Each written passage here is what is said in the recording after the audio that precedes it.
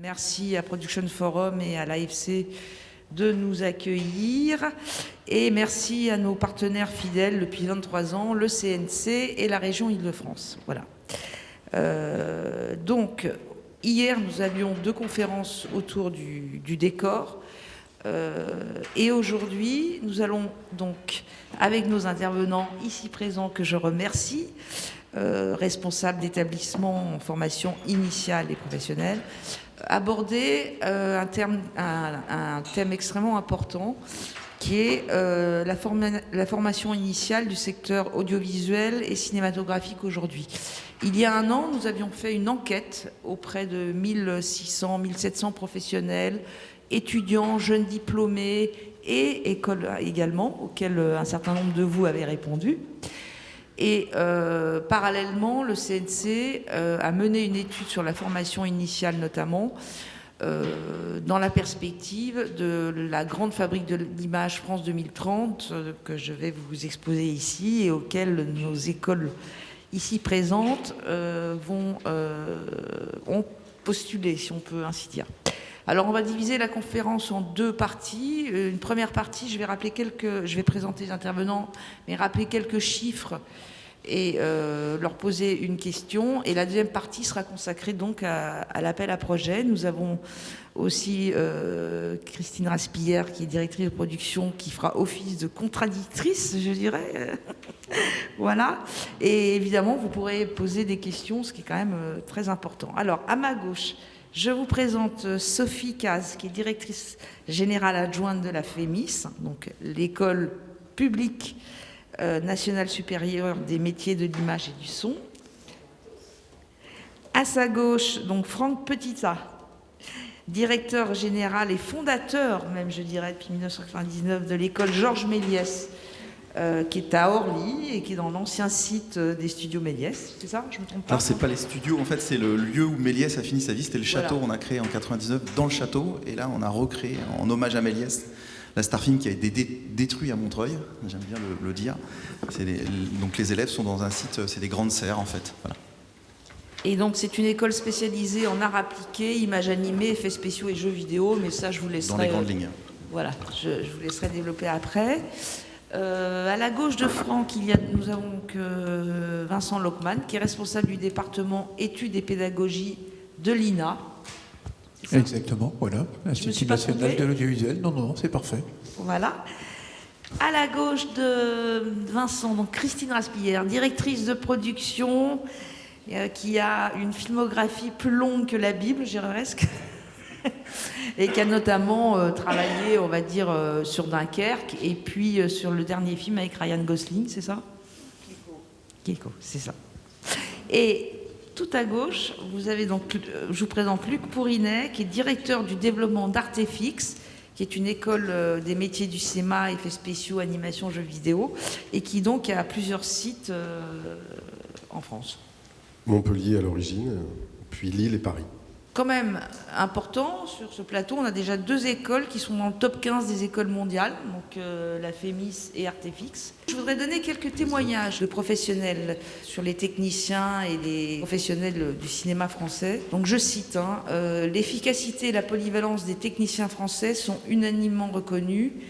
Les producteurs étrangers le disent tous lorsqu'ils tournent en France. Les équipes savent tout faire et assure en 2-3 jours tout ce qui serait ailleurs fait en 4 jours. Voilà, ça c'est un témoignage. Sur l'animation, les effets visuels, nos talents en animation se font chasser partout dans le monde. Beaucoup partent au Canada, notamment, et aux États-Unis, car ils ont une formation d'exception et des choses à raconter. Là, c'est en termes d'introduction. Oui, c'est la réalité. Donc, je voudrais rappeler quand même quelques problématiques donc, récurrentes qui sont sorties des 2 enquêtes, la nôtre et celle du CNC. En gros, les filières du cinéma, de l'audiovisuel et du jeu vidéo sont attractives pour les jeunes, mais il y a beaucoup de métiers qui restent peu connus. Quelques métiers stars sont particulièrement populaires auprès des jeunes, comme celui de réalisateur, mais les métiers des filières de production ou les métiers techniques manuels restent peu connus des lycéens et des étudiants. Alors, les professionnels des filières ont identifié 6 freins à l'accroissement de la diversité des profils des étudiants. méconnaissance des métiers, des filières de production, faiblité de l'offre de formation, trop d'écoles et des taux d'insertion incertains sur les débouchés professionnels, les conditions de diplôme à l'entrée des écoles, qui est baccalauréat voire bac+2, ou dossier de candidature écrit dense, limitant les candidatures des jeunes éloignés des parcours académiques classiques. Un investissement financier important pour les écoles privées et pour les étudiants et surtout leurs familles en général, et la difficulté de trouver de l'alternance dans les entreprises. L'avant-dernier point, c'est que la majorité des cursus est long, 4 à 5 ans, et souvent précédé d'une année préparatoire pour les écoles d'animation, et nécessairement complété d'une année de stage peu ou non rémunérée pour les métiers du cinéma et de l'audiovisuel. Et enfin, l'importance du relationnel et du réseau, qui n'est pas du tout simple pour les étudiants. Voilà. Alors, il y a quand même beaucoup de métiers en flux tendu, et après je poserai la question à chacun d'entre vous. Dans le cahier des charges de la grande fabrique de l'image, il est dit en l'horizon 2030, il faut au moins doubler le nombre de techniciens des plateaux pour être en mesure de répondre à la demande. Sur les métiers techniques, l'offre de formation n'est pas du tout structurée. L'apprentissage se fait sur le tas. Les autres pays ne sont pas plus avancés, mais il y a une carte à jouer pour la France en formalisant les parcours. Voilà, disons, la phrase qu'on peut retenir. Alors, qu'est-ce qui manque? Il manque des techniciens de plateau proches de la carence. C'est ce qui est écrit dans le rapport du CNC. Il y a eu un manque de disponibilité apparu à la reprise post-Covid. Des parcours de formation peu formalisés, avec quelques écoles d'excellence que nous avons à nos côtés, mais une majorité d'écoles insuffisamment professionnalisantes, et la nécessité de créer des passerelles avec des cursus non spécialisés, et en enseignant des compétences proches des métiers, par exemple la menuiserie pour la construction des décors. Il manque des superviseurs d'effets numériques, qui sont très reconnus, mais il y a des nouvelles compétences à développer, notamment pour s'approprier les évolutions technologiques, et la dernière qui est apparue, c'est les murs de LED. Un manque qui est dans l'audiovisuel et cinéma, mais aussi national, puisqu'il y a une étude qui est parue, un article dans le Figaro ce matin, où sur les métiers qui allaient plus recruter, c'était les comptables. Il manque des administrateurs de production.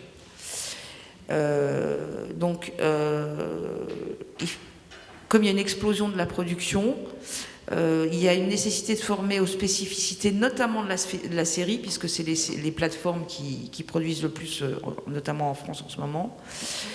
Et donc, il y a des passerelles à envisager entre écoles spécialisées et formations généralistes, comptabilité, ou modules de formation permettant de familiariser les professionnels en exercice avec les spécificités de l'audiovisuel. À noter que comme ces métiers d'administration de production sont faiblement attractifs selon les jeunes, qui les voient comme des métiers de bureau, donc loin de la magie de l'industrie du rêve. Un point à souligner aussi, et après je vous passe la parole évidemment, la centralisation. Même si un certain nombre d'écoles se trouvent en province, la majorité est à Paris, avec les coûts que ça implique aussi pour les étudiants de venir s'installer. 46% restants sont répartis sur le territoire, principalement autour des grandes villes, Lyon, Lille, Montpellier, Bordeaux, Nantes.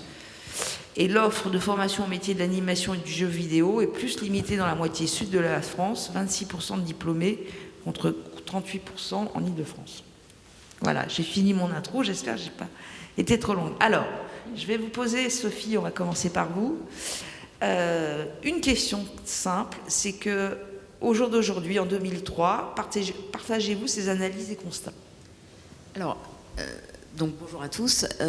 Effectivement, il y a un certain nombre de choses qu'on partage pleinement. Je tiens à dire qu'effectivement, donc à la FEMIS, en tout cas, je vais parler surtout de la FEMIS. C'est sûr qu'en étant positionné comme école du cinéma et de la série, nous avons la chance de proposer aux étudiants des formations qui couvrent tous les spectres, artistiques, techniques et économiques. Et vous l'avez dit, c'est vrai que la réalisation et le scénario attirent énormément les candidats. On a 2/3 des candidats qui se positionnent systématiquement sur ces 2 départements. Pour autant, on propose d'autres formations, effectivement, et on travaille autant que possible à les faire connaître le plus possible. Notamment sur la partie technique, puisqu'on a la chance de pouvoir couvrir un spectre très large à travers l'image, le son, le montage, le décor ou le métier de script. Et puis, sur le volet économique, on a la chance aussi de pouvoir former des producteurs dans une relation d'ailleurs très axée sur l'artistique. Ce qui nous intéresse beaucoup à la FEMIS, c'est le lien entre l'artistique. On est une école d'art au sens propre, donc on essaie de travailler vraiment le couple, notamment réalisateur-producteur, mais scénariste aussi. Donc, sur le volet économique, on forme au métier de la production, donc métier de producteur en particulier. Et j'aperçois des collègues, bonjour. Et nous formons aussi au métier de distributeur et exploitant. Donc, on a la chance de couvrir ce spectre assez large et il nous appartient évidemment de continuer à faire connaître autant que possible ces filières et à les rendre attractives parce qu'effectivement, il y a du travail. Alors on sait qu'il y a des années plus difficiles que d'autres, sur la distribution en particulier et l'exploitation, mais il y a effectivement beaucoup d'atouts et nous travaillons effectivement dans ce secteur-là. Après, par rapport à certains autres constats, en tant qu'école d'art publique, c'est vrai que le coût de scolarité est effectivement modique. Donc pour le coup, on s'inscrit vraiment de façon impare dans le paysage, puisque les frais de scolarité, c'est 438 € à l'année. Et après, vous avez accès à tous les moyens de tournage de l'école. On propose 3 plateaux, des magasins de lumière et d'équipement, et évidemment après tout le réseau, puisque à l'école il n'y a pas de permanent, il n'y a que des enseignants qui sont des professionnels en activité et qui viennent justement au contact des étudiants, raconter ce qu'est la réalité professionnelle et qui travaillent avec eux à l'insertion des jeunes, de même qu'avec l'équipe pédagogique aussi de l'école, à travailler l'insertion dès le premier jour. Nous, on n'attend pas toute la durée de la scolarité pour effectivement travailler cette question de l'insertion. Et on a aujourd'hui des taux de 90 à 100% d'insertion. Dans la série, c'est 100%. À la sortie, vous êtes scénariste, vous pouvez prétendre à être scénariste, et on a aujourd'hui beaucoup de séries qui ont été créées, des pensées à l'école. Je pense notamment à Sentinelle, qui est une des dernières séries qui a été diffusée sur OCS de Thibaut Valtou, qui vraiment a été conçue, pensée et écrite en partie à l'école. 90% du reste, c'est effectivement déjà un taux excellent. On a 100% dans certains métiers du cinéma. Le taux le plus bas, c'est ce qui prend le plus de temps, c'est pour devenir réalisateur, véritablement, où effectivement il faut un peu plus de temps. Donc j'essaie de répondre à un certain nombre de critères que vous évoquez. Sur la diversité et les prérequis, c'est vrai que pour accéder à la FEMIS, en dehors du programme de la résidence, qui est un cursus en 2 ans qui vous permet de travailler la question de la réalisation cinématographique, où vous pouvez écrire et réaliser un court-métrage tout en écrivant aussi un autre court-métrage, donc en 2 ans de pouvoir véritablement travailler cette partie-là dans le cinéma, mais aussi de vous initier à l'écriture de séries. Le reste du temps, il faut effectivement avoir plutôt un bac+2 ou 2 années professionnelles. Le volet année professionnelle, c'est un volet qu'on essaye de développer, et on a aujourd'hui 10% des étudiants qui sont issus de la filière professionnelle, qui ont ce désir de venir véritablement apprendre ce métier. Et les 2 années professionnelles antérieures ne sont pas liées nécessairement au cinéma, mais à tout domaine d'activité. Aujourd'hui, c'est vrai qu'on a un profil finalement de candidats qui est très divers, puisqu'on a déjà 60% des étudiants qui viennent de toutes les régions hors Île-de-France, 60%, donc on n'est pas une école dédiée aux Parisiens. Et on a aussi déjà 50% des candidats qui sont issus des catégories socio-professionnelles dites intermédiaires et défavorisées, selon l'INSEE. Donc on a vraiment du 50-50. D'ailleurs, on est aussi paritaire en termes de hommes-femmes. Donc on a un profil qui a bougé par rapport à l'histoire qu'on a pu avoir. Donc je me permets de le souligner parce que c'est effectivement souvent, ça n'est pas assez montré, mais aujourd'hui la FEMIS est beaucoup plus ouverte et nous espérons à travers France 2030, et on aura sans doute l'occasion de l'exposer, de dire à quel point on souhaite être encore plus divers et plus ouvert. D'accord, très bien. Merci Sophie. Franck ? La philosophie de l'école Georges Méliès, en fait, a été posée sur le concept de l'artisan de l'image, en fait. Et avec un esprit de campagnonnage, on a construit une pédagogie qui ne se cantonnait pas à spécialiser les étudiants dès qu'ils rentraient dans l'école au bout d'1 an d'études. Et toute la philosophie portée, ça représente 128 intervenants sur une année de cours pour 320 élèves, avec une vingtaine de permanents. Et les métiers, c'est 86 métiers auxquels on peut former. Donc je ne vais pas vous en parler tous aujourd'hui, c'est pas possible. Par contre, ce qu'on a envie de dire, nous, c'est que l'ouverture en fait à des jeunes avant le bac, je pense que c'est la clé aujourd'hui, et la vraie clé en fait qui doit être portée par la profession, c'est d'aller chercher ces jeunes qui veulent aller vers ces métiers-là, des métiers de l'industrie du rêve, et tu l'as dit à la fin de ta présentation, parce que ces jeunes en fait ils ont une puissance de feu phénoménale, mais ils sont aujourd'hui nourris à du Netflix ou avec leur smartphone, et il faut leur ouvrir l'esprit à plein de choses. Un des grands axes qu'on a mis en place avec l'Université de Créteil et l'INA pour le projet France 2030, c'était justement d'aller travailler avec ces publics dès le collège et le lycée pour les amener à découvrir les métiers dans notre secteur, mais tous les métiers. Je peux en citer certains qui concernent donc le cinéma d'animation, les effets spéciaux, le jeu vidéo, mais c'est à la croisée des chemins, parce qu'on leur apprend aussi à tenir une caméra, et puis à gérer la caméra virtuelle dans un logiciel 3D. Donc en fait, la valeur de cadre et de focale est la même en fait. Donc tous ces croisements, c'est pour leur amener en fait le champ des possibles et leur faire découvrir ces métiers-là. Nous, notre enjeu de l'école Georges Méliès et de ce partenariat qu'on a monté pour France 2030, c'était de s'ouvrir à plusieurs, et pas chacun dans notre coin, avec les entreprises. Et notre tissu d'entreprises partenaires de l'école est phénoménal. C'est même eux qui permettent de donner accès avec des bourses d'études via la taxe d'apprentissage à des jeunes qui n'auraient jamais fait ces métiers-là, même si les formations sont publiques et gratuites pour certaines. Je dirais qu'aujourd'hui, un jeune qui veut se former dans le cinéma d'animation, les effets spéciaux correctement, c'est en gros en moyenne 7 500 € l'année. Donc comment on fait pour que ces publics qui ont une fougue phénoménale, une créativité extraordinaire, puissent avoir accès à nos métiers? Ça, c'est l'enjeu.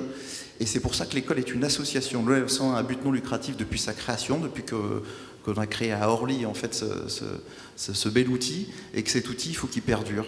Donc en fait, nous, on s'ouvre aujourd'hui à travailler avec les autres institutions, et je pense que l'avenir, il est là-dessus. Mais il est aussi sur ceux qui sont déjà dans le milieu professionnel et qui voient leur métier transformé, mais bouleversé même, je dirais. On parle des chefs opérateurs. On a fait en début d'année, en partenariat avec la CST, un colloque qui réunissait des chefs opérateurs, des chefs d'éco, des directeurs de production, des réalisateurs. Et on a concocté un programme avec tous les partenaires de l'école en entreprise du numérique pour la photogrammétrie, la virtual production dont on parlait avec notre partenaire Dark Matters qui s'occupe des murs de LED, entre autres, la virtual prod, la motion capture. Et tous ces intérêts aujourd'hui de dire à nos entreprises, mais travailler ensemble, on va dire les entreprises traditionnelles du live action et les entreprises plus numériques, voilà. Et on a croisé par ce colloque l'envie de les faire se rencontrer, quoi. Et donc ceux qui sont en entreprise actuellement, si on vous gêne, vous nous le dites, hein, ceux qui sont en entreprise actuellement ont aussi besoin de retourner vers des formations professionnelles plus courte durée pour se former à ces métiers. Donc il ne faut pas les oublier. Et dans notre secteur, le cinéma d'animation, on a une vraie perdition après 40 ans. Où passent ces gens-là, quoi? Donc ces questions-là sont posées régulièrement. Et pour répondre à ces besoins, dans le projet France 2030 et avec l'INA, on a mis des formations en place. On en parlera, Franck, peut-être après de France 2030. Oui. Mais sur la question, d'ailleurs, sur la question de la nécessité de former les superviseurs d'effets numériques, sur le manque qu'il y a. On y vient. L'enjeu, voilà, c'était pour faire une transition justement avec cette partie-là. Formation courte, mais aussi formation longue en alternance. C'est ce qui peut financer aujourd'hui l'alternance, les études de jeunes qui n'auront pas les moyens de le faire. Pour ça, pour former à la supervision d'effets spéciaux et plus largement, on a monté un master dans le cadre de France Mutant. Bon, il est déjà en place, mais pour le développer, on s'est doté d'un beau projet ensemble avec l'INA et l'UPEC, l'Université de Créteil, sur la supervision d'effets visuels. C'est de la formation en alternance, et qui nous permet en fait aussi de travailler avec des gens qui sont déjà dans l'emploi en fait des effets visuels, mais qui ont des postes en dessous de la supervision. La supervision, on n'atteint pas la supervision du jour au lendemain en sortie d'une école, ou même la réalisation. Tu l'as dit tout à l'heure, Sophie, ça arrive pas comme ça. On forme pas à la réalisation, à devenir réalisateur. Oui, un jour peut-être. Et ça, il faut que le profil soit sur toute une chaîne de fabrication pour y arriver. Et ceux, dans les anciens étudiants qui sont passés par Méliès et qui sont aujourd'hui à la supervision de longs métrages, ils l'ont fait au bout une dizaine d'années dans la profession en tant que senior compositeur ou truqueur ou monteur. Voilà. Et à la croisée des chemins, ils sont capables de travailler avec une vraie caméra et une caméra virtuelle. Je simplifie, c'est plus compliqué que ça. Et puis surtout de se tourner vers les nouvelles technologies qui ramènent dans la pré-production cette vision de préparer un film, qui n'est plus du tout la même. En 5 ans, ça a complètement changé. Faire une prévisualisation en image de synthèse dans Unreal aujourd'hui, c'est juste inévitable. Surtout quand il y a des effets spéciaux qui se passent dans le film. Sinon, on va perdre du temps, quoi. Voilà. Merci Franck, on va revenir là-dessus. Vincent Lockman, donc vous, à l'INA, qui est quand même une école d'audiovisuel hyper reconnue. Quelle est votre analyse, vous, sur les constats des manques qu'il y a au jour d'aujourd'hui, et on parlera après dans la deuxième partie de ce que vous allez proposer. Je ne vais pas redire ce qui a déjà été dit. Et effectivement, on partage les conclusions et les observations que vous avez pu faire et qui ont été énoncées par mes collègues avant. Simplement un tout petit focus sur l'INA, juste redire deux choses qui fondent notre ADN. On est issu de l'organisme de formation de l'ORTF, pour revenir au néolithique. Ça veut dire 2 choses pour nous dans notre ADN. C'est on travaille sur l'audiovisuel et historiquement la télévision, et je vais revenir sur cette télévision linéaire qui est en train de disparaître, mais qui renaît d'une façon un peu différente. Et deuxièmement, on est un organisme de formation professionnelle dès l'origine. Ça veut dire que nos équipes ont dans l'ADN cette question de former des pros.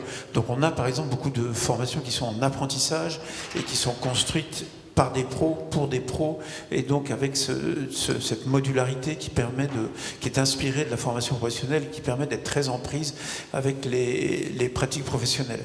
Je voudrais faire un petit focus, parce qu'on travaille avec Méliès sur les images numériques, on travaille avec la FEMIS sur des sujets autour de l'inclusion, on y reviendra peut-être tout à l'heure, mais sur le métier des techniciens et des techniciens de plateau, parce qu'on a là, à l'Institut national de l'audiovisuel, un peu une spécialité là-dessus. Il se tiendra à Paris en 2024 le plus gros événement en termes de contenu audiovisuel que sont les Jeux Olympiques. C'est 15 sites à Paris qui diffusent en même temps vers des centaines de pays dans le monde, 3,5 milliards de gens qui regardent ces événements-là. Et on a une forte demande des entreprises sur ces techniciens-là, à tous les niveaux d'ailleurs, quels qu'ils soient. Et on a des grosses demandes sur l'alternance, sur ces métiers-là. Et ils sont peu attractifs. C'est vrai que quand on fait nos journées portes ouvertes, les jeunes, ils viennent sur les métiers du montage, les métiers du son, les métiers pour parler des métiers techniques, mais aussi les métiers de la réalisation, les métiers de la production. Mais ces métiers techniques-là, ils sont, et on partage tout à fait ce constat-là, peu attractifs. On a du mal à identifier ce que ça peut être et à les connaître. Et donc, c'est un sujet sur lequel nous, on travaille en lien avec les entreprises de ce secteur-là. Et aujourd'hui, pour diffuser, je prends l'exemple du sport, et on pourra en prendre plein d'autres sur des grands événements comme les Jeux Olympiques, historiquement c'était la télévision, mais aujourd'hui, un match de foot qui soit diffusé sur TF1, sur Canal+, ou sur Netflix, même s'il y a des subtilités, et même si chacun a sa façon de voir les choses, on a quand même mis en œuvre des technologies et des choses qui sont dans la continuité de ce qui s'est fait dans la télévision linéaire historique. Et donc on a là à travailler quelque chose qui est issu de notre ADN sur l'audiovisuel, et même s'il y a des ruptures, et des ruptures dans les usages de consommation, des ruptures dans les technologies, évidemment, il y a quand même une continuité qui se fait. Il ne faudrait pas non plus être complètement comme ça sidéré par les évolutions technologiques. Il y a quand même une continuité. Et par exemple, sur la question de la série, c'est vrai que la série, qui était autrefois la série télé, on connaît bien ces questions-là à l'INA. Il y a une révolution sur la série, et il y a des frontières qui sont tombées entre ce que pouvait être le cinéma et la série aujourd'hui. Il y a tout un tas de murs qui tombent, de même que dans les sujets portés par Méliès, les murs tombent entre le jeu vidéo, les FX, l'animation. Il y a des murs qui étaient autrefois comme ça, des tuyaux, sur lesquels il y a des murs qui tombent. Et nous, on est un peu au carrefour de ces choses-là, et c'est pour ça qu'on travaille beaucoup en partenariat avec d'autres, écoles, universités, sur les métiers techniques qui sont envahis aujourd'hui par le numérique et l'informatique. On va aller chercher des compétences et faire des partenariats avec des écoles d'ingénieurs informatiques, parce qu'il y a une part importante du métier qui est gagnée par l'informatique. Donc on va conserver notre spécificité, mais travailler en lien avec d'autres pour répondre à ce besoin-là. Et sur ces métiers techniques, en France, il y a un savoir-faire français, le Tour de France. Pensez qu'on va parler que du sport, mais effectivement, le Tour de France est regardé dans le monde entier. Le monde entier regardera nos Jeux Olympiques, et il y a un savoir-faire qui se développe autour de ça, français, qui s'exporte en Europe et ailleurs. Et il y a de l'innovation technologique qu'on va retrouver demain dans le cinéma. C'est-à-dire que l'innovation qu'on va mettre en place pour filmer du sport et pour filmer ce genre de gros événements-là, peut-être demain on le retrouvera, ces technologies-là, ailleurs, et pourquoi pas au cinéma. Donc, et c'est les mêmes métiers qui vont se recouper à un moment donné, parce que les frontières tombent. Donc on est un peu dans cette observation-là, en lien avec nos collègues, pour regarder comment est-ce qu'on peut développer ces métiers-là. Donc on reviendra sur France 2030, parce que sur les plateaux, on a effectivement des choses qu'on travaille en ce moment. Alors, Luc. On est face à un défi vachement intéressant. C'est-à-dire que d'un seul coup, la France s'est endormie dans un système qui était très confortable, dont tout le monde rêve, dans le monde entier, qui est le système de financement de l'audiovisuel et du cinéma. Et d'un seul coup, on voit débarquer, de manière extrêmement violente, peut-être pas, mais en tout cas en termes de volume de travail, on a d'un seul coup un volume de production qui va considérablement augmenter, et c'est pas seulement sur les 5 prochaines années, à mon sens, c'est les 10 prochaines années. Donc il va falloir qu'on réponde à ça tous autant que nous sommes en termes de formation.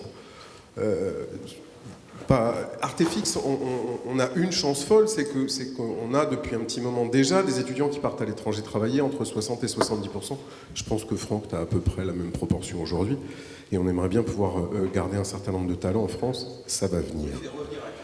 Et le constat qu'on fait effectivement, c'est qu'il y a possibilité de faire revenir ces talents. Donc pour revenir à ce défi-là, à mon sens, il y a 3 réponses. La première, c'est effectivement d'expliquer au ministère de l'Éducation nationale que nos métiers existent, qu'on représente aujourd'hui en termes de PIB pour la France 2 fois ce que pèse l'industrie automobile, et que donc il serait peut-être temps que nos métiers soient présentés réellement dans le système de l'Éducation nationale, de manière à ce qu'on comprenne enfin qu'on pèse lourd, très lourd.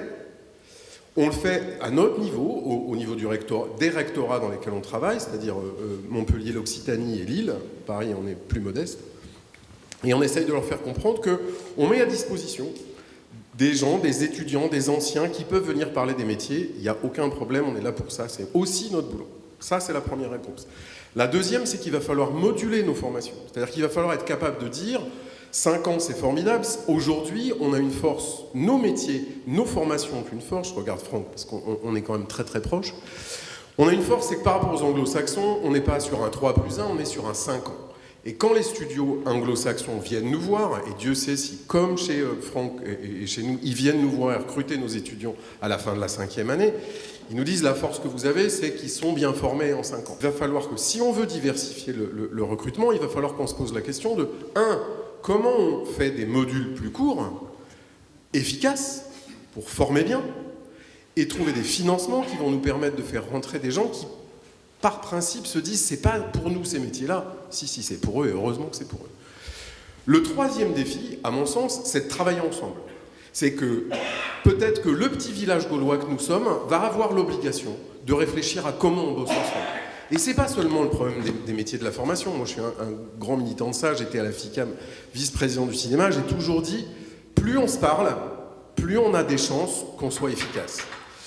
Et je pense que France 2030, c'est la bonne occasion, et la preuve, pour travailler ensemble et trouver des solutions efficaces. Christine, vous qui êtes sur le terrain, on va dire, qu'est-ce que vous pensez justement déjà du constat général du manque de techniciens de plateau, d'administrateurs de production, on avait une conversation au téléphone là-dessus, et de ce qu'ont dit nos 4 responsables d'établissement? Beaucoup des points qui ont été soulevés, évoqués, développés sont... Je suis tout à fait d'accord avec eux. Moi, je sais que... Enfin, je peux parler essentiellement de la production, du tournage, pas de la post-production numérique, c'est pas du tout mon domaine. En revanche, j'ai vraiment le sentiment qu'en ce qui concerne le numérique, ces écoles qui sont... très ou spécialisés ou qui existent depuis déjà un bout de temps ont fait ont eu leur propre réflexion et ont des formations qui sont très efficaces, très poussées, reconnues mondialement. En ce qui concerne les tournages, enfin la production, on se retrouve effectivement à flux tendu aujourd'hui, même plus que tendu, c'est-à-dire qu'on ne trouve pas un certain nombre de postes et de gens, pas forcément, alors des chefs de poste, oui, directeurs de production, particulièrement les administrateurs, alors là tout le monde pleure, ça c'est le côté production, mais en décoration également, les premiers assistants décorateurs, c'est la croix et la bannière. Donc en fait, on se retrouve à un moment où on manque de personnel par rapport au volume de travail. Comment les former ? Comment les trouver ? En fait, pour avoir des chefs de poste, il faut déjà avoir des débutants et des gens qui commencent dans le métier sans forcément arriver, comme ça peut arriver sortant des écoles, en se disant je vais être chef opérateur, je vais être dire de prod, j'ai fait 3 semaines de formation, c'est formidable, j'ai tout compris, ou peu importe. En fait, ce métier, quels que soient les départements, on a besoin aussi de durée et de temps pour développer nos compétences et nos expériences. Et ça, c'est effectivement une question qu'on peut se poser par rapport aux écoles, pas toutes évidemment, la FEMIS, des intervenants, il y a une sélection aussi au départ, mais là on parle d'un flux et de quantité. Et une des grosses questions, c'est également où on va trouver tous ces formateurs. Parce que pour former des débutants, il faut des gens, des seniors ou des gens qui savent de quoi ils parlent. Et ça, c'est une question récurrente que je me suis posée, moi, en lisant différents dossiers. Alors, je passe déjà peut-être un peu à la... Non, mais je pense que vous pouvez, répondre chacun à... C'est une question clé. Une des solutions, ça va être, pour nous, école de VFX et d'anime, par exemple, de se rapprocher des studios et de monter des partenariats concrets avec eux, de manière à ce qu'on ait des intervenants qui viennent continuer à alimenter le flux des intervenants dont on va avoir besoin. Et après, il va bien falloir qu'on se pose 2-3 questions sur la révolution pédagogique qu'on a à faire. La clé de réussite de nos écoles, en fait, pourquoi on les place, nos étudiants, c'est que, justement, je l'ai dit tout à l'heure, vous avez la proportion que je vous ai donnée tout à l'heure, c'est 128 professionnels du secteur qui viennent enseigner pour 320 élèves. C'est énorme. En fait, on a répondu indirectement à la question parce que cette proximité qu'on a avec les sociétés de production aujourd'hui dans le cinéma d'animation, les effets spéciaux, le live action et tout ça, nous amène en fait à nous poser des questions de besoins des entreprises, tout le temps, depuis le début. L'ADN de Méliès et d'Artefix, ça a été ça en fait, c'était de travailler main dans la main avec les studios. Donc qu'est-ce qu'on a demandé aux studios? Envoyez-nous vos spécialistes et on veut les choisir. Alors moi j'ai une préférence, c'est de prendre mes anciens artisans de l'image qui sont sortis de l'école, qui sont dans leur studio, et ça, la boucle est bouclée, et ils sont impliqués en fait dans la pédagogie. Voilà, et après, faut les faire devenir pédagogues. C'est pas parce qu'ils sont professionnels qu'ils sont pédagogues. Et là, on a travaillé, on a vu le point de blocage. La CPNEF, la commission paritaire de notre secteur, a lancé un appel pour former pour notre secteur des gens aux outils temps réel en images de synthèse, comme Unreal entre autres, ou Unity, ou tout ça. En fait, la réponse était simple, où sont les profs? Nous, on est Training Center Epic Games, donc on a été rechercher nos anciens, mais en fait, ils sont à flux tendu dans la profession. Donc pour les faire enseigner, eh ben, on a construit avec l'INA une formation digitalisée, on va faire venir le prof une première fois, voilà, et après il va venir en physique parce qu'on ne croit pas à la formation 100% en ligne. Donc toutes ces choses-là, avec de l'intelligence pédagogique, de scénario pédagogique, il faut construire sur les fondamentaux qui sont les mêmes, pas réinventer la roue et refaire venir 3 fois le même professionnel pour ses fondamentaux, et puis de les amener en fait à construire là-dessus en fait l'évolution du métier, mais pas de réinventer la roue à chaque fois dans nos écoles. Nous, on partage complètement ce que vous avez dit, c'est-à-dire que dans le cadre de France 2030, on s'est vraiment dit, aujourd'hui, bon, on connaît effectivement, on pense nos atouts sur la formation au cinéma et série, on est plutôt au niveau justement chef de poste, comme vous le décriviez. On a conscience que, on rejoint avec l'étude tout à l'heure, qu'on recrute quand même à des niveaux assez élevés et qu'il faut pouvoir compléter aussi en allant chercher effectivement des jeunes que Franck, dont il évoquait la fougue et l'envie. Donc nous, on se positionne vraiment dans l'idée de porter 2 formations dans le cadre de France 2030. Une, justement, autour du métier du décor.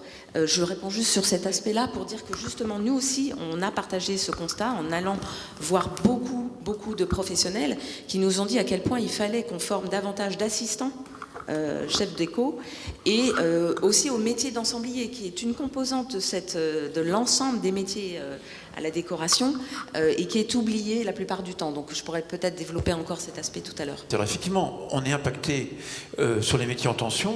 Vous ne trouvez pas de professionnels, et comme nous faisons appel à des professionnels pour former, on partage les difficultés de recrutement que vous pouvez avoir. Donc on est bien conscient de ça. Sur certains métiers, on a du mal à trouver des intervenants qui sont occupés tout le temps. Il y a un besoin une question de masse, après de quantité, parce que l'appel de France 2030, on y viendra tout à l'heure, est une demande de former en quantité. Et donc, il faut qu'on ait du monde pour répondre à des besoins qui sont aujourd'hui importants. Alors, à l'INA, historiquement, par notre fait de venir de la formation professionnelle, on a des choses modulaires. C'est-à-dire que les jeunes qui sont sur la classe alpha, qui est un dispositif d'inclusion, certains d'entre eux vont aller sur le marché de l'emploi tout de suite. C'est-à-dire au bout d'1 an, y compris sans le bac.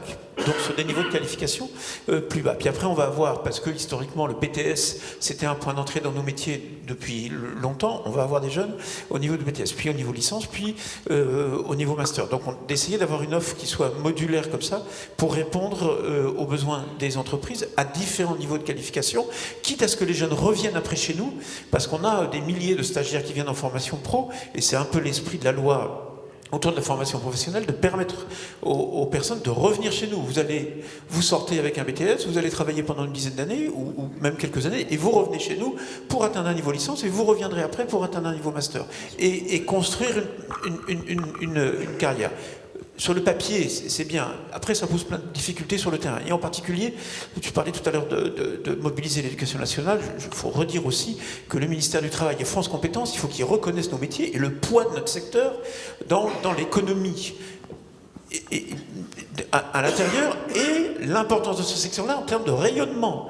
C'est-à-dire qu'aujourd'hui, si il n'y a pas de série française, la planète entière va regarder des séries, les Espagnols font des choses très bien, ou des séries en Inde, ou des séries américaines, ou des séries chinoises. Donc il y a un enjeu de souveraineté, il y a un enjeu économique, tu l'as rappelé, il y a aussi un enjeu de souveraineté à défendre et à soutenir cette filière. Et France Compétences, on a du mal à leur expliquer qu'un CDI de scénariste, malheureusement, ça n'existe pas. Mais s'il n'y a pas de scénariste en France demain, il n'y a plus de filière de scénario, il n'y a pas de filière. Il n'y a pas de technicien, il n'y a pas de plateau, il n'y a rien s'il n'y a pas de scénariste. Et France Compétences nous demande, montrez-nous des CDI de scénaristes. Et bien, malheureusement, ça n'existe pas. Donc il va falloir qu'on convainque ensemble nos amis de France Compétences que ce sont des métiers, c'est un enjeu, et c'est un enjeu économique et c'est un enjeu de souveraineté. Justement, on va passer à la grande fabrique de l'image France 2030. Je vais rebondir sur ce que vous dites, Vincent, et Luc aussi, ce que vous avez dit, puisqu'il y a dans les 3 enjeux du plan, il y a un enjeu qui est de faire passer le poids de la filière de 4,2 milliards d'euros à 7,6 milliards d'euros, ce qui correspondrait en parallèle à un triplement de sa contribution au commerce extérieur. Donc vous voyez, l'enjeu, il est là. Hein, l'enjeu, il est là. Il y en a 2 autres. Intégrer à la filière un public très large en doublant le nombre annuel de diplômés de la filière, en passant de 5 700 à 10 300 étudiants formés par an.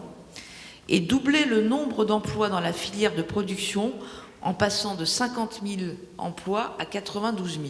Voilà les objectifs de France 2030.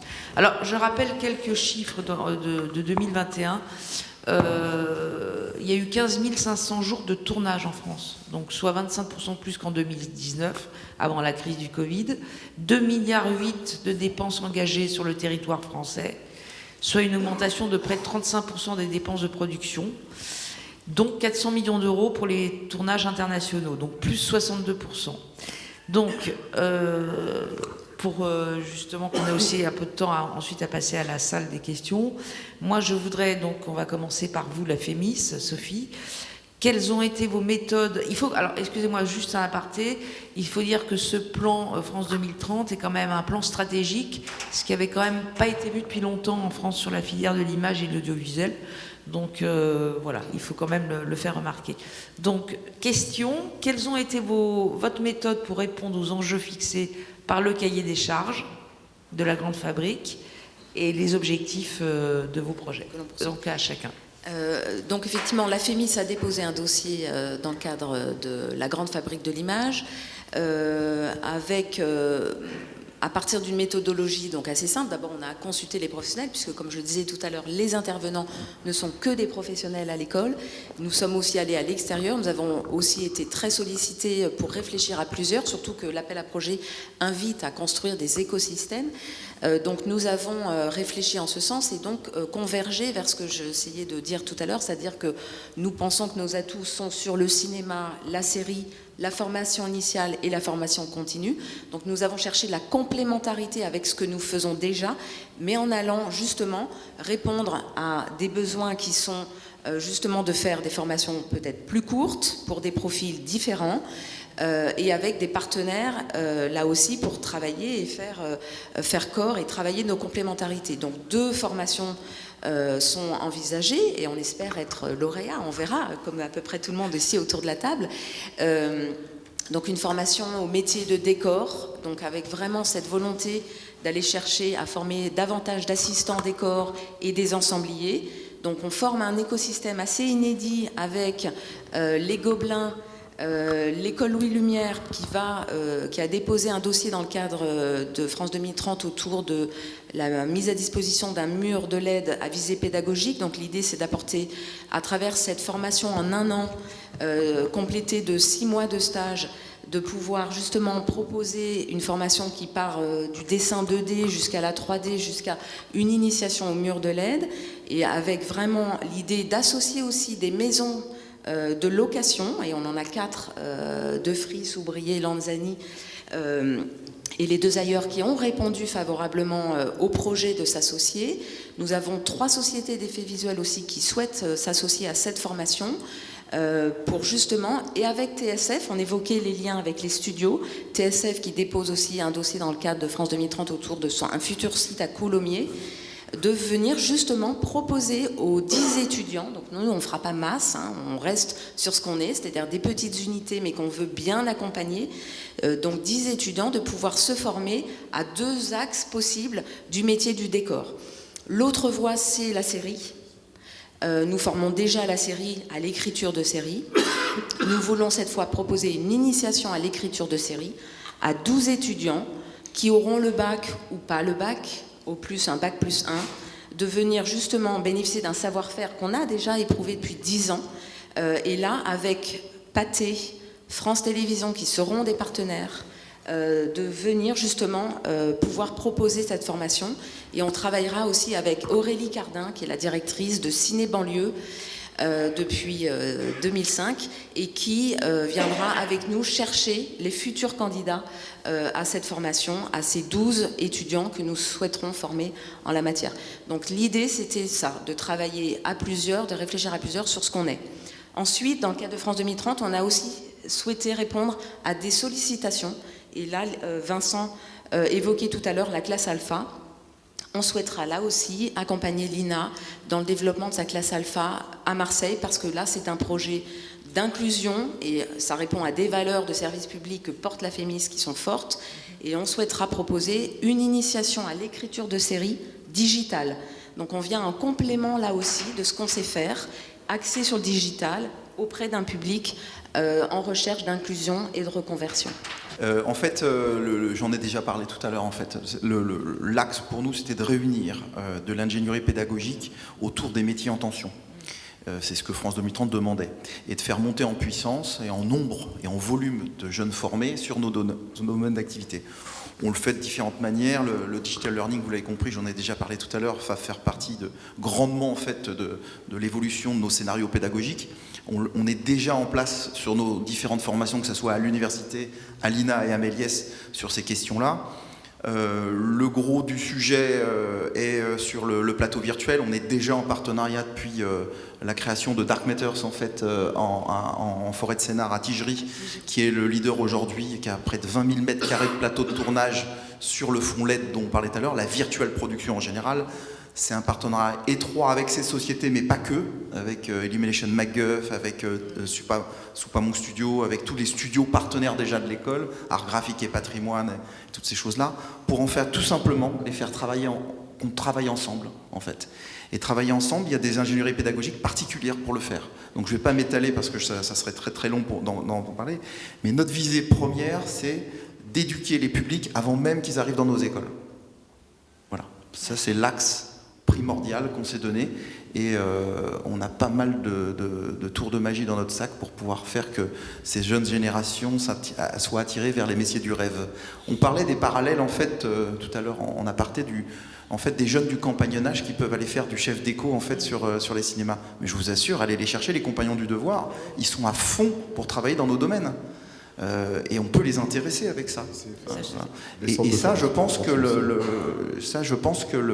le choix qu'on a fait de tendre l'apprentissage dans notre secteur, c'est la clé du projet France 2030. S'il n'y a pas d'apprentissage dans notre secteur, on ne pourra pas faire monter en tension et d'avoir un volume suffisant pour répondre aux besoins des directeurs de production pour fabriquer les films. C'est pas possible. C'est pas avec de l'initial à 100% à l'école qu'on va pouvoir le faire. Il faut de l'alternance, et il faut que l'alternance qu'on continue à la supporter en France. Je pense que le gouvernement l'a assez matraqué. Ouais. L'alternance en France est soutenue. Il y a une entreprise qui prend en alternance et 8 000 € de taxes, plus les abattements de charges. C'est bon, c'est pas mal déjà pour une entreprise. Ça coûte pas grand-chose pour une entreprise. Donc, ce qu'on voit, c'est que l'apprentissage ne marche pas dans le démarrage d'une formation, mais peut marcher sur la finalité d'une formation. Absolument. Et c'est ce qu'on a choisi de faire dans France 2030. Oui, bien sûr. Il y a éduqué les studios d'anime et de VFX et leur expliquer quel est l'intérêt de l'apprentissage. Parce que ça fait quand même 15 ans qu'on s'affronte à eux, qui travaillent au projet, qu'ils ont beaucoup de mal à réfléchir à plus de 6 mois ou plus d'1 an, et on est content quand même quand on arrive. On va se battre, Luc. Oui, on va se battre. Ça fait un moment qu'on le fait et on va continuer, oui, bien sûr. Un artisan de l'image, sa philosophie, c'est de travailler sur toute la chaîne de fabrication d'un film, d'un jeu ou d'effets spéciaux, donc il peut aller de secteur en secteur. Dans un secteur, un caractère designer va être payé en droit d'auteur, et de l'autre secteur, il va être payé en cash. Comment ils jonglent le jeune? Nous, on les forme correctement pour se défendre. Hein. Mais tous ces enjeux dans le secteur, les studios, il faut les former à prendre nos apprenants, à prendre ces alternants. Et comment on fait? Vincent, Pour faire très vite sur France 2030, on a été focalisé bien sûr sur les métiers en tension tels qu'ils avaient été identifiés, et aussi sur la question du nombre, parce qu'on parlait de milliers d'emplois tout à l'heure là, en termes de chiffres. Donc on ne va pas fermer des milliers de gens à l'INA, mais quand même il faut qu'on se pose la question des jauges. Partenariat avec la FEMIS sur un projet de la classe alpha à Marseille pour mettre le pied à l'étrier à des jeunes issus de toutes sortes de milieux, de parcours, hein, quel que soit leur parcours scolaire, quel que soit leur milieu d'origine. Et puis on développe avec les plateaux de Brie, donc il y a un projet qui a été développé de l'autre côté de la rue chez nous, à Brie-sur-Marne, les plateaux de Brie que vous connaissez. Et donc nous, on a fait une offre en miroir de nos voisins d'en face autour de la formation sur les métiers des plateaux, précisément. Et puis voilà, et puis le partenariat qu'on a avec Méliès qui consiste à multiplier par 2 ou 3 le nombre de jeunes qu'on a sur nos filières chez nous. Je vois Stéphane qui est dans la salle, qui travaille sur ces filières-là et travaille étroitement avec Franck. Donc multiplier de façon significative les jauges de nos formations. Et on démarre, nous, au niveau licence, donc bachelor jusqu'au master et en apprentissage. alors Luc, sur Artefix, je crois que vous avez présenté pas mal de choses. Oui, on a présenté pas mal de choses. Je vais essayer d'être le plus synthétique possible parce qu'on est court. Je parlais des 3 axes tout à l'heure. Hein, grosso modo, sur la problématique de l'éducation à l'image, c'est simple. Avec une autre école, qui est une école qui est à Rennes, qui est une école partenaire, on monte une banque, on monte des modules de formation pour les formateurs. En clair, on va mettre à disposition des gens de l'éducation nationale des modules qui vont leur permettre de se former eux et ensuite de pouvoir former les élèves s'ils le souhaitent. Voilà, c'est une banque d'images pour éduquer les formateurs et expliquer ce que sont nos métiers. On peut en parler, hein, Franck. Je pense que ça, c'est une des manières de pouvoir y avoir accès, évidemment en travaillant avec les rectorats. La deuxième chose, les collaborations, c'est avec les studios de VFX et d'Anime, on monte des partenariats clairs, des interventions croisées. Nos étudiants vont en stage, les formateurs viennent. La deuxième chose qu'on a fait, c'est qu'on développe évidemment Artefix, puisque la base c'était Montpellier, maintenant on a une école à Lille et une petite école à Enghien. On a monté une formation en cinéma. C'est pas comme si je connaissais pas les écoles de cinéma publiques. Et on s'est dit, qu'est-ce qu'on a comme ADN et comment est-ce qu'on peut avoir une offre qui soit intéressante. On a mis 30% de notre formation autour des VFX à des gens qui vont apprendre le scénario, la réalisation, l'image et le montage.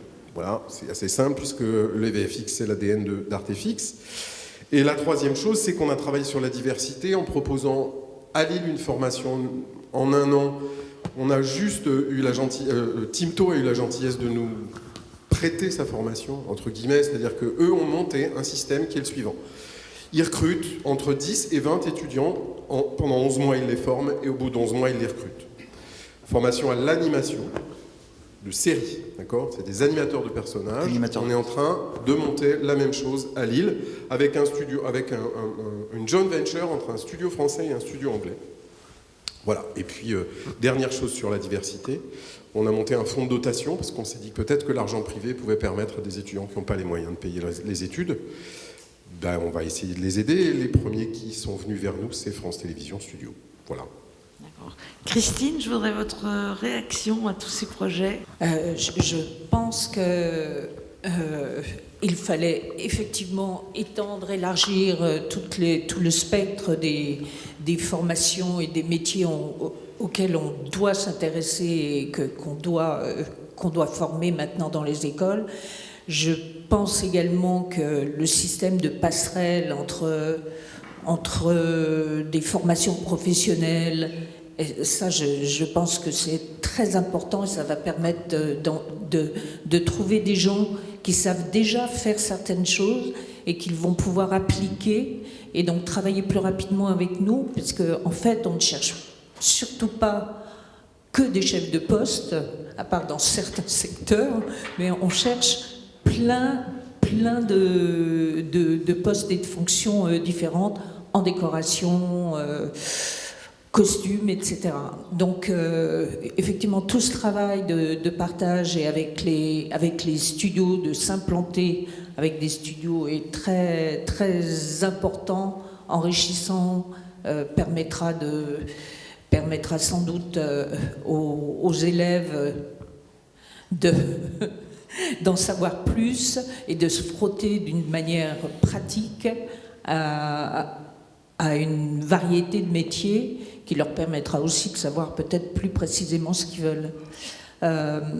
Voilà. J'ai vu aussi que certains, là on ne l'a pas du tout évoqué, mais il y a un certain nombre d'écoles qui font des formations d'anglais ou en anglais, et ça je pense que c'est primordial.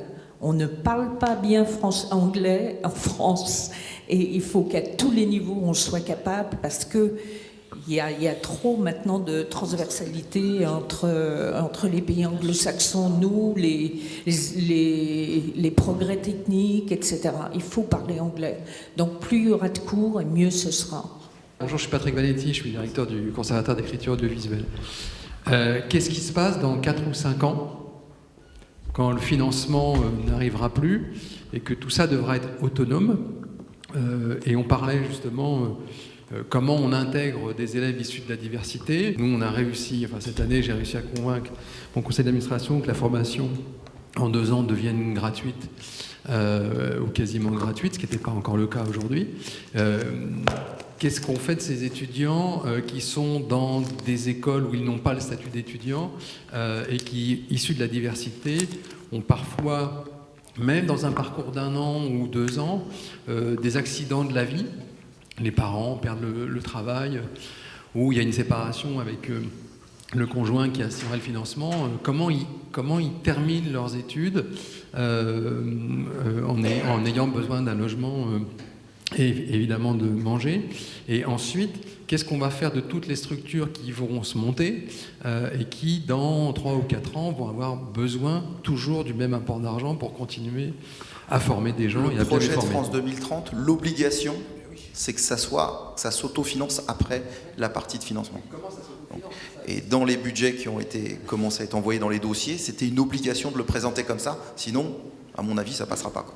La question de l'apprentissage, et par exemple sur les métiers en tension, il y a des baisses des niveaux de prise en charge de l'apprentissage, hein, et donc du coup, avec la réforme de la formation professionnelle qui fait que sur la formation professionnelle, puisque l'apprentissage rentre dans cette réforme-là, sur les métiers qui sont en tension, nous, ce qu'on a commencé à faire avec les entreprises, et compte tenu des tensions et de la qualité des formations qu'on a, c'est-à-dire qu'on va mettre bout à bout, des financements par les OPCO sur la prise en charge de l'apprentissage et solliciter les entreprises pour un reste à charge, ce qui est là un peu l'esprit de la loi, parce que les entreprises ont récupéré des financements de la formation pro, donc qu'elles ont un peu de leur côté. Il y a des abondements de l'État sur la formation pro, et donc du coup, une fois qu'on a passé cette phase d'expérimentation qui permet de valider, qui permet de structurer l'offre pédagogique, à la fin, alors c'est pas forcément valable sur tous les métiers, c'est pas forcément valable à tous les niveaux.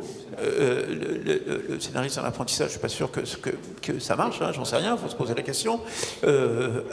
Et pour certains métiers qui sont fortement en tension, les entreprises sont capables aujourd'hui de comprendre la notion de reste à charge, et du coup d'avoir un financement à l'atterrissage, au bout des 5 ans, qui permettent d'augmenter nos volumes et d'avoir un financement par ce biais-là, ou par la formation pro, parce que je pense qu'on amènera nos métiers aussi dans la formation tout au long de la vie, et que c'est l'esprit de la loi. Il faut prendre la loi telle qu'elle nous est donnée, et qu'on dit chiche, on va jouer le jeu de la formation. Alors, bonjour, Jean-Jacques Geoffrey, directeur de l'ESRA à Paris.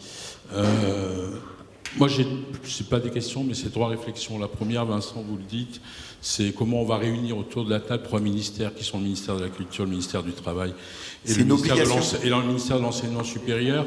Et si on y va tous, j'allais dire, seuls, jamais on les réunira. On a la chance de vous avoir, la FEMIS, l'INA, qui êtes quand même des piliers du service public. Et là, je pense qu'on peut aller ensemble, peu importe nos concurrences, et on réglera ça dehors, mais il faut aller ensemble au ministère, parce que c'est pas possible aujourd'hui d'être considéré y compris avec les acteurs privés, y compris avec l'industrie, les acteurs privés, les techniciens. Deuxième réflexion, c'est sur la formation des formateurs. C'est important parce que la formation des formateurs, on se trouve à un moment donné coincé, vous le dites madame, sur qui forme et où on trouve. Il faut à un moment donné aussi aller chercher un statut du formateur. On sait bien que nos formateurs sont des intermittents, qu'ils se trouvent ensuite dans des situations parfois compliquées par rapport à Pôle emploi. Et là aussi, je crois qu'il faut qu'on aille ensemble à Pôle emploi, définir un statut du formateur dans nos métiers qui sont peut-être des statuts hybrides, mais en tout cas trouver une réponse là où il n'y en a pas.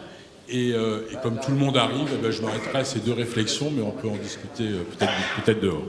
Moi, je souhaiterais juste répondre à la jeune fille tout à l'heure sur son inquiétude par rapport aux employeurs.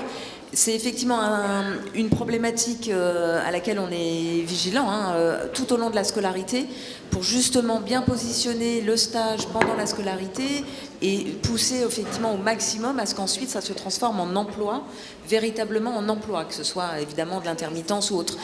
Donc ça, c'est vraiment un travail pédagogique qu'on fait au long cours avec toutes les sociétés avec lesquelles on a la chance de pouvoir travailler toute l'année. Mais effectivement, il faut rester vigilant en permanence. Merci à vous en tout cas d'avoir été là.